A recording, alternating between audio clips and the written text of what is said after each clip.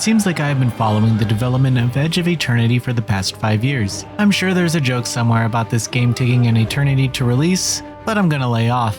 The small team that created this title should be proud of their accomplishments in this launch version. However, a ton of work needs to be done still, as most problems stem from a lack of identity. Oversized two-handed swords, right? Who in their right mind would use such a stupid weapon? Edge of Eternity introduces Darian, a former scout from the Archelites army and a recent deserter, after receiving a letter that his mom has caught an illness known as the corrosion. While the intro is strong, there's just too much happening to really pinpoint who the antagonist is and what exactly is going on. You see, there is an alien invasion underway that threatens humanity, but there's also this corruption in the government, and this just keeps building up through a broken chaptered narrative. Throughout the journey, we meet Celine, Darian's sister and priestess with magical abilities. She's impulsive and opinionative, and pretty much the reason why Darian left the army, as she hinted a cure for their mother. The story expands past this, of course, but after such an action-filled opening, it's strange how Darian forgets everything that happened and just goes on the adventure with his sister. There are some fun moments in this story, and there's a tutorial that acts as a great way to introduce the various menus and systems, but nothing really comes out of it. I never felt attached to the character's mission, and it isn't until much later that the connections are made, but it's almost too late to care. I think the lengthy development of this game, releasing chapters as they are finished, ultimately caused strange shifts in tone and left some plot holes as a result. The gameplay is easily influenced by games like Xenoblade and The Last Remnant. Players explore an open world at their leisure and initiate fights with enemies found throughout. This takes you to a grid-based battle screen where you can move characters around and launch attacks. One problem that comes up often is that everything in this game feels like it was only halfway executed and developed. Limiting the systems would have been a much better approach,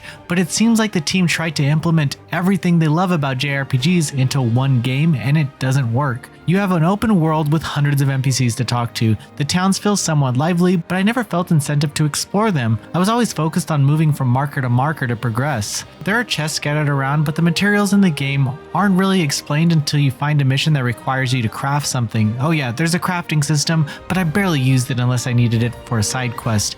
Exploring outside of town is okay, but for some reason there's a stamina meter and you can't jump. Jumping is only important because the map is hard to read, and sometimes the quest lies just outside of town, but if you go through the town to get to it, a little fence will block your way, causing you to go all the way around. There's also a team energy meter that depletes and requires the player to sleep to restore it, but why?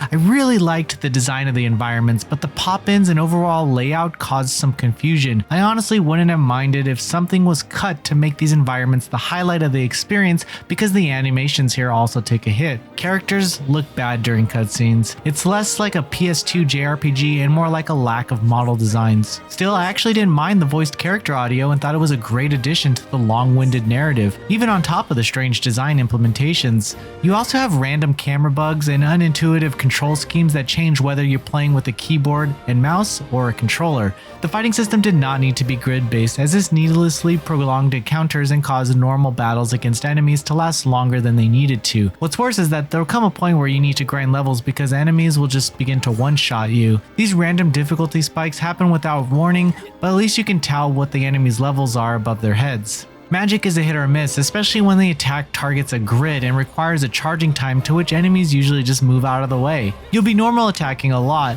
but I actually never felt comfortable with leveling up or accessing the most from these characters. Weapons also have their own level, but they also don't need it. And then you can attach these gems for more power, but it's all super confusing. Equipment in general is implemented in a unique way that took some getting used to. However, I did like the overall UI design of the menus, even though I got lost in them several times. Regardless of how I received the implementation of these mechanics, I could still see that there's been a lot of love that has been put into the development. There's just too much going on in this game to really appreciate what it does right. The fact that the game works and can be completed is amazing. This team attempted to implement systems found in AAA games and did it to the best of their abilities. I just think they bit off a little more than they could chew.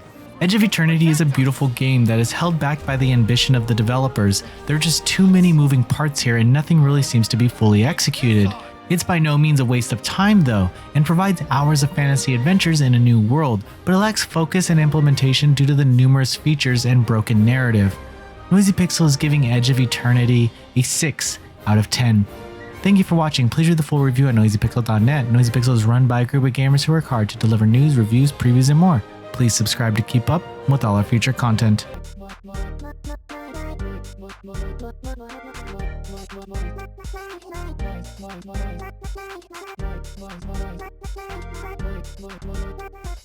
Noisy Pixel.